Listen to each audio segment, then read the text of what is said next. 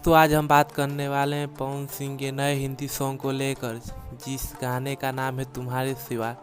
इस गाने के डिटेल्स की बात करें तो यह गाना कब और किस चैनल पर रिलीज किया जाएगा। इस गाने को होली के बाद लॉन्च किया जाएगा और किस चैनल पर किया जाएगा, इस चैनल का नाम है टी सीरीज चैनल पर लॉन्च किया जाएगा। इस बात की जानकारी पवन सिंह ने खुद दी है। एक बात आप लोगों को यहाँ मैं बताऊंगा, टी सीरीज कंपनी से होली बीतते ही हमारा एक गाना आने वाला है, सैड सॉन्ग, जिसका नाम है तुम्हारे सिवा।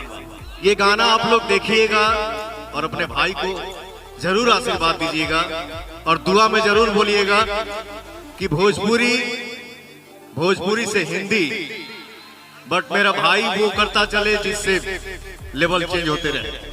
आप लोग को बता दें, जब भी पवन भैया हिंदी सॉन्ग लेकर आते हैं तो नए नए लुक के साथ आते रहते हैं और धमाल मचाते रहते हैं। तो इस गाने के हम लोग को बेसब्री से इंतजार है। जैसे ही हमको अपडेट मिलेगा तो हम आप लोग को बताएंगे। तब तक के लिए धन्यवाद।